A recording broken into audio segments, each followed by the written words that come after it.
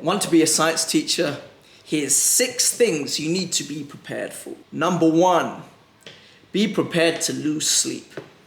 Obviously, this goes out to people that are training to be teachers. And this sleep thing, when you first start teaching, planning lessons takes absolutely ages. I'm a man that is quite principled in that I will never ever show up late to anything voluntarily. If there's traffic, but generally, I make sure I get there early and I account for traffic and everything. But during teacher training, what happens is you're so overworked to the point that you're spending hours and hours preparing lessons. And as a result, you get very little sleep. And on several occasions, when I first started, when I was doing my PGCE, I actually overslept, woke up halfway through lesson 1, had to drive fast all the way to my school. And yeah, it was embarrassing. That's gonna happen maybe once or twice, but yeah, the alarm's gonna go off and you're just gonna sleep through it. Number 2, be prepared to be rubbish. It is actually quite hard on the soul. When you're doing something, you're doing your absolute best and you're absolutely rubbish.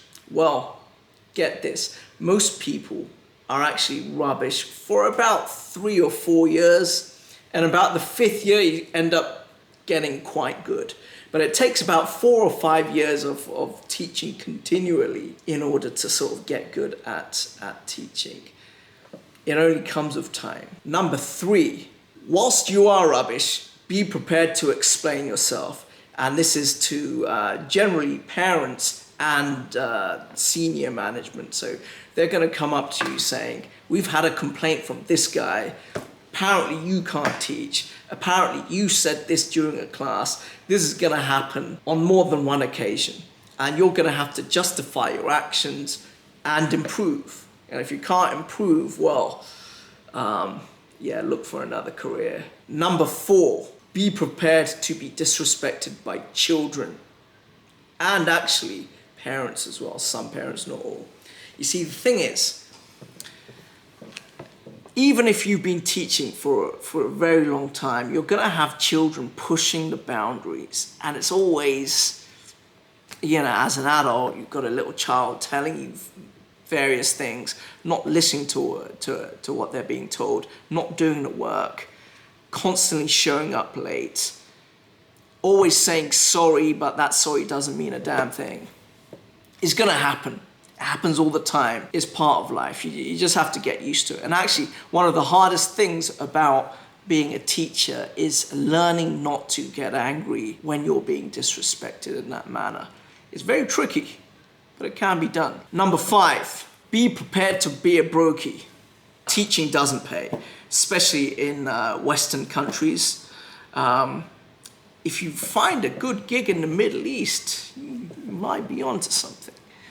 But generally it doesn't pay. So be prepared to be a brokey. Try to get on the property ladder if you can. But yeah, there are ways in which you can actually supplement your income. And I'll leave that to another video. But generally, if you're just doing the standard teacher thing, yeah, you're gonna be a brokey. And finally, number 6, have fun. Out of all of the careers that I have had, this has got to be by far and away the most varied. And as a result, you can have fun. Not just the people that you're teaching, the teaching staff, of course, and you sort of have your own creative control in the classroom. You can do it however you really want to, within certain parameters, of course. So even though it's quite tricky, have some fun, and hopefully you'll make a brilliant teacher and you'll inspire someone to be an excellent role model for future generations. Thank you very much and good luck. Goodbye.